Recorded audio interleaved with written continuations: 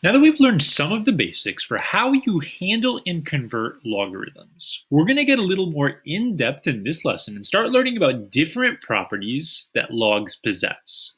Before I do that, though, I want to give you guys a little bit, just a mini historical background here into logarithms. Okay? So, last lesson, I gave you this equation right here 2 to the x power equals 20. We didn't know how to solve that equation by hand. So what we did is we busted out our handy dandy calculator and we just tried different exponents until we got really close to what we thought the answer was.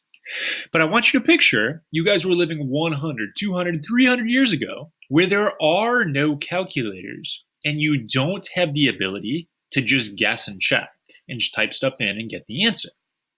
So obviously, back then, there was a need for a different strategy that wasn't just use technology that didn't even exist yet.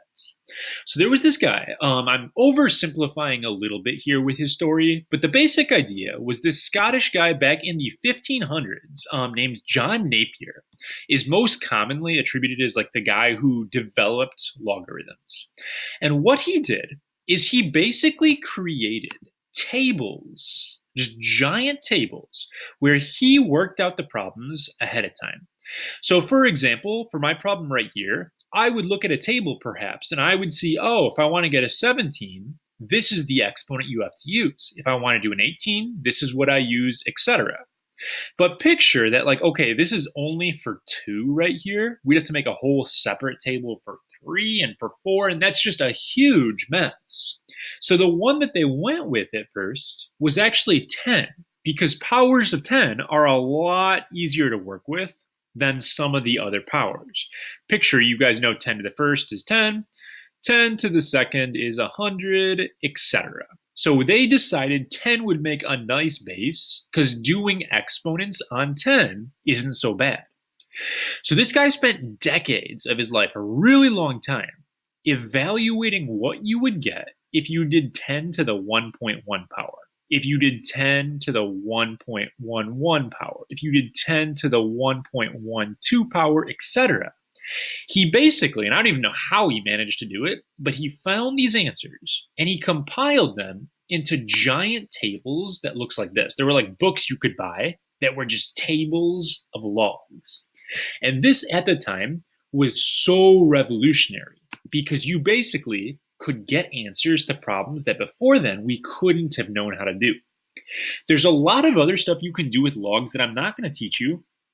One example is that I believe John Napier was like a property, like he had to do with taxes and stuff.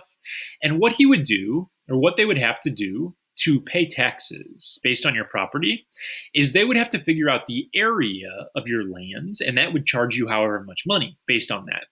But picture if the area, like the width right here and the length right here, are both super big numbers.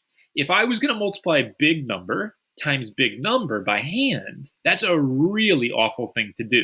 Calculator, not so bad, but by hand, ugh. There's actually a way you can use logs to multiply big numbers a lot quicker. Again, I don't know how to do it, and there's not a lot of reason to learn it these days, but logs were a huge kind of innovation at the time. And even though we don't use some of their characteristics anymore, there's still a lot of stuff about logs that is helpful to us. In this lesson, we're going to uncover 3 properties of logs that are really important and that we still use to this day to solve exponential equations. So this lesson is going to parallel a little bit. Back in like chapter 3, we did a lesson on properties of exponents. And I had you guys make like a nice little box area right here where we wrote down our sweet properties. And then we did a bunch of work figuring out why those properties worked. That's what I want to do with this lesson here. We're going to come back and fill out these properties, but I want to give you guys at least a little bit of a chance to see how they actually work. So, for our first example, what I want to do is look at the following log expression. I'm going to take log base 2 of 8, and I'm going to add log base 2 of 4 to it. I'm going to do this part right here. This actually is not bad at all, and it uses what I taught you last time. If you picture doing the thing and solving it, you would get 2 to the x equals 8. The answer to this first guy This is really just 3. So that is equal to a 3. And then this guy over here, do the same thing. You're going to find out that this guy is equal to 2. So you can evaluate each of those guys individually and you can add them together.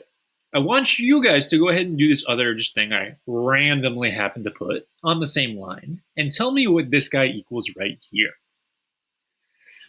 So 2 to what power is going to make a 32? It is actually the 5th power, so that thing is equal to 5. So as it so happens, if I add this guy to this guy right here, that is equal to log base 2 of a 32. Okay? We're going to do one more with this here. This time, though, I have some logs that are not going to work out nice. Like if you do the thing, 10 to what power makes 18, it's some decimal. So I'm just going to turn it over to my calculator. So what I'm going to do right here for the second problem is I'm just going to straight up type in log 18 plus log 5. And I get some weird decimal answer, 1.95 something something. And then I just happen to put a log 90 over there. So let's go ahead and type log 90 into the calculator. If you do that, you get a matching identical decimal. So what am I getting at right here? What is going on? What is the property that I'm trying to hint at? Well, it turns out if you are adding logs together, like these first two examples here, what you end up doing is keeping the log the same and multiplying the inside numbers together. 18 times 5 makes 90. 8 times 4 equals 32.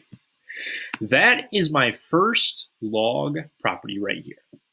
So what we'll do is we'll write it in symbols, and then I'll write it in everyday English as well.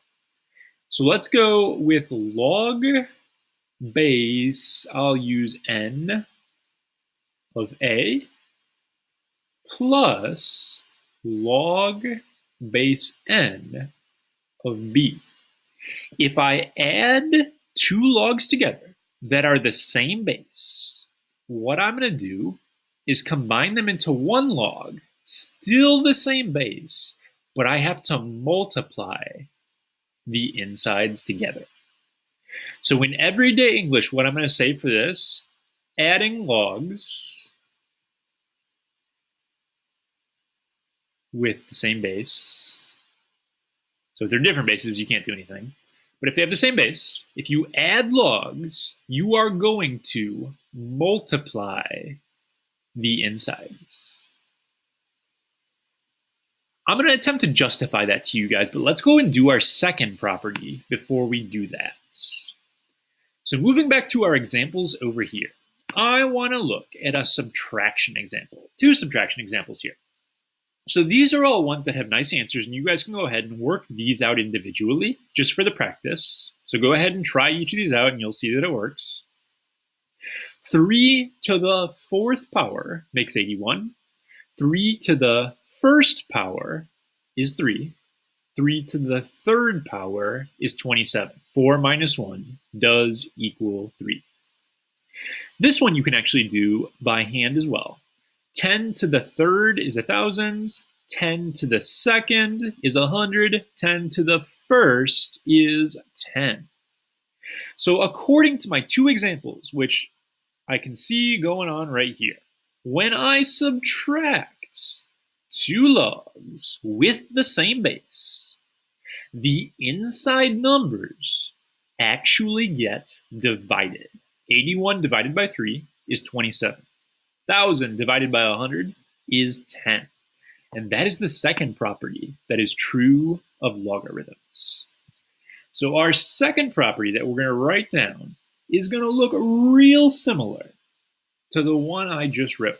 I'm going to put log base n of a minus log base n of b. That is going to equal log base n of a over b, or a divided by b. In other words, in everyday English, when you are subtracting logs, you need to make sure that you divide the insides. Same thing, you need to have the same base to do this, so you can write same base as well. But when you subtract logs, the insides get divided. Why does this make any sense at all? Why do these two rules actually work? Okay, this is like a sort of pseudo explanation right here, but maybe it'll help you guys. Think about how logs are actually just exponents. That's one of the big things I taught you guys about last lesson. A log is just an exponent. Well, what I'm basically doing with this first property is I'm adding two exponents together. Well, think about those properties of exponents that add, subtract, multiply stuff backwards. When I'm adding exponents, it means I was originally multiplying. When I'm subtracting exponents, it means I was originally dividing. So it's like using those properties of exponents, but backwards. So those are my first two properties here, and they'll take a little practice to get used to, but they're not terrible.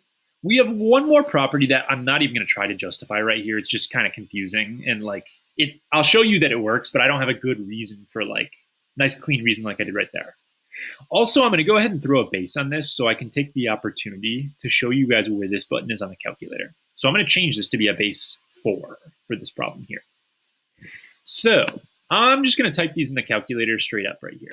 The regular log button, common log, does not let you put a base. But there is a button on your calculator, if you haven't found it yet on your own, in the math menu. If you click math and you scroll down a bit, there's an option that says log base. Just hit math and find log base. If you do that, you can just type in the problem like it looks. So I'm going to type in this first side right here. I get decimal, 2.5. Not a bad decimal. Usually when you do logs, you get crazy decimals. And then I'm going to type in my other side. So I got log base 4 of 2. And wouldn't you know it, when you type these two things in the calculator, oh my goodness, they are equal to the same decimal. So let me show you what this property is doing. This one is a little harder to understand or to visualize than the first two. Basically what happens, if you have an exponent inside of a log, that fifth power is attached to the number on the inside. What you're allowed to do is take that exponent and sort of drag it to the front of the problem outside of the log and turn it into a coefficient instead. So I take that fifth power, I peel it down to the front of the problem, and I multiply by that number instead. Weird property, but you can see, you try other examples, you'll see that it does always work. This will actually be a really big deal for us in a future lesson. But for right now, let's just write down our third property.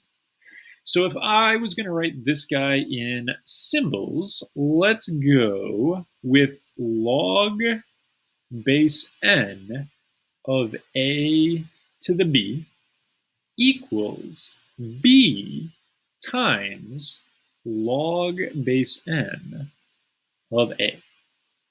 So basically that b that was my exponent got dragged out front and is now being multiplied to the problem. How you put that in words is probably a little trickier. Exponents on inside, this is not going to be as eloquent as the first two. Exponents on inside of log means you can drag down and multiply. And these three properties are things you're gonna need to memorize and practice, and you're gonna have to practice them before you get used to how they work. Let's look at some example problems incorporating these three properties. So the instructions for these problems could say to condense into a single log. Condense is another way of saying to simplify. So they gave you three separate logs right here, and they're saying, hey, clean this up, please, and make it a problem with only one log in it. First of all, the logs all have to be the same base, whatever it is. If they're different bases, you can't combine them by anything we know right now. I'm going to start by combining these first two. And as we learned from property 1, when you add logs, when you add exponents, you're actually multiplying in the first place. The insides are going to get multiplied. So I'm going to end up with log base 5, and those are going to make a 48. Then I'm going to bring down my next guy, which is that log base 5 of 3. And when you subtract logs, you need to divide the insides. So this is going to turn out to be log base 5 of 16, 48 divided by 3. That is a final simplified answer of all three of these logs condensed into one. You don't have to give a decimal or anything like that. You just break it or put it together until you have just a single log left. So go ahead and see what you can do with this second example. Same basic idea, except now we have a couple variables involved. Simplify this or condense it into just one log. So you've paused it, you've tried this one out, you're ready for me to talk about it now. When you do PEMDAS, subtract, add, tie, so you just go left to right, I need to take these two and condense them, which means since I'm subtracting, I must divide my insides. So they're going to combine to be a log. 80 divided by 4 is a 20. X to the 6th divided by x to the 2nd is x to the 4th power. So I'm going to get 20x to the 4th for that first guy, and don't forget that it's still inside a log. I have to add log of 3x to the 3rd, making my simplified answer log. I have to multiply because I'm adding now. It's going to be 60x to the 7th power. This is equivalent to my original blue problem, but it's in one log rather than 3. Okay, so let's look at a tougher example right now. And on this next example, you will notice that there are numbers on the outside of the logs. There are coefficients.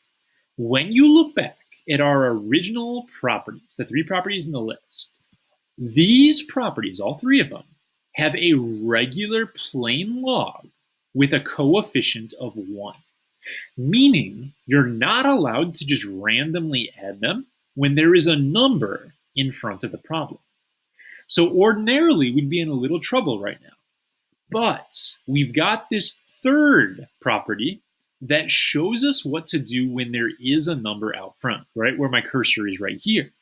If I have a number out front, I can do this property backwards, and I can pull that number up into the exponents.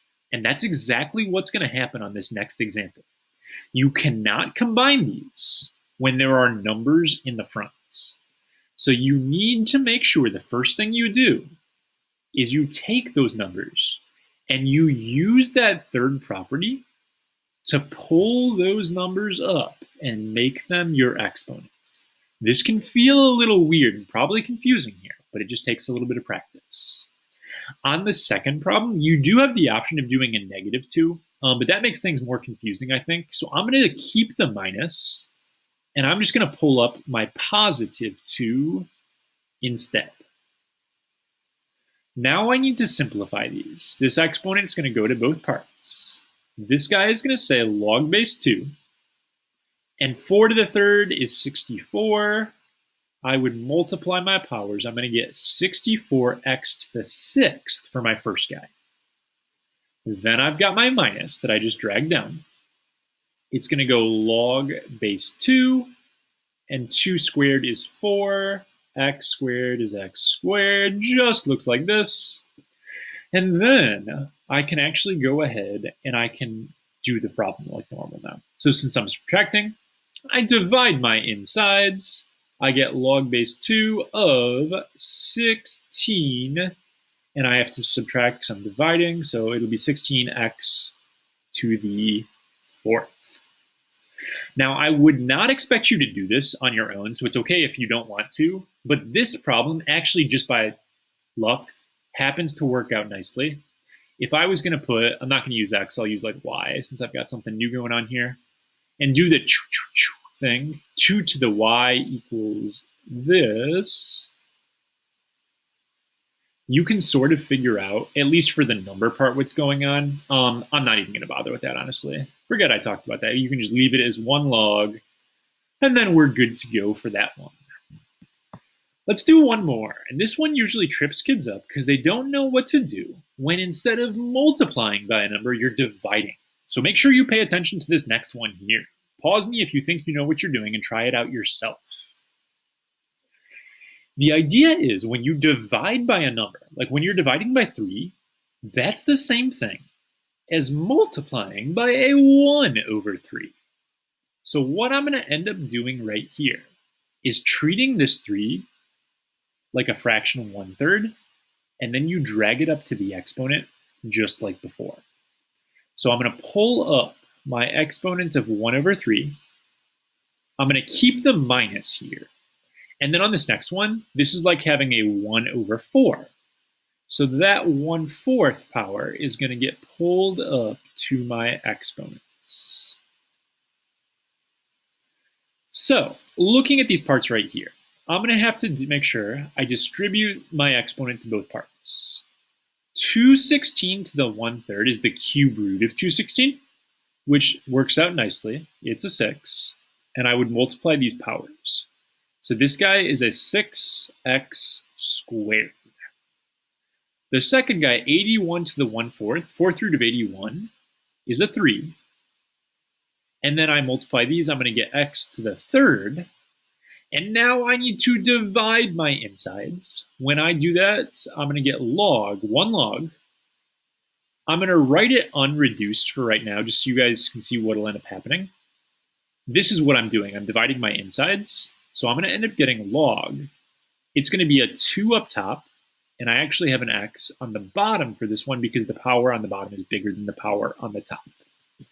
So these problems take practice and repetition, but they're just basically ways of cleaning up log expressions. We're going to focus one last skill for this lesson and talk about going in the other direction. This way, truthfully, is not as important. It's less useful in my opinion. It's just when we talk about doing things one way in math, we like to be able to undo it as well. So right now, they say to take this 1 log and make it gross by spreading it out into a bunch of different logs. So you have to think backwards here. If I have a 40, I can rewrite this as 2 different numbers that multiply to 40. So for example, I could make this log 4 plus log 10. That would be good because if I add, I would have to multiply, and 4 times 10 would get me back to log 40. So this would be totally acceptable here. But then you could look at this and be like, well, what about making my 4 into log 2 plus log 2? That's still a log 4 right here. And then I can take this log 10 and I can do log 2 plus log 5 and stuff like that. So basically, you just break down the problem, sort of like doing a factor tree, into lots of different pieces. Since these all say log 2 right here, 1 log 2 plus 1 log 2 plus 1 log 2, I could even get real crazy with it and do 3 times log 2 plus log 5. The rules for how do I know where to stop? What should I do? All right, I'm going to be a little flexible with for you guys. I'd be happy even if you just did this first step right here. It's not like there's only one way to get the answer, and this isn't as important as the other direction anyway. So basically, you'll just need to show me that you understand how to do it backwards. I might say on a quiz or something, expand into at least 3 logs and tell you how many to do. So the last one of this style, I'm going to break this guy up into 3 separate logs. Up top, I have a 6x, which really means 6 times x. So I could write that as log 6 plus log x. That would be all right, because if I add, I multiply the insides, I get log 6x again. Then I am dividing, so I would subtract out log of y squared. This is a separated out version of my answer right here. If I really wanted to, I could even take that 2, put it here. I'm going to be kind of flexible with these, and I'm not going to give you too many specifics on the way I want them to be. Just write them as a couple of logs. So the last thing we're doing here, not a full skill, I just want to give you guys a little bit of a caution. Because there are certain things we do know how to do, and there are certain things we don't. We learned in this lesson what to do when you add logs together. If you add logs, the insides get multiplied. That's totally log 6. If you subtract, you divide the insides. So this is going to be totally log of 2 divided by 3 decimal. That's fine. Totally legit. We learned what to do with adding and subtracting logs. But kids will be going too fast and they'll just not be thinking all the way about this lesson. We did not learn what to do when you multiply or when you divide separate logs. So if you see a multiplication problem or a division problem, at this point, we don't know how to simplify them. So make sure you're aware of what you can do and what you can't. This will take practice for you guys to get good at it, but with repetition, you'll be totally fine.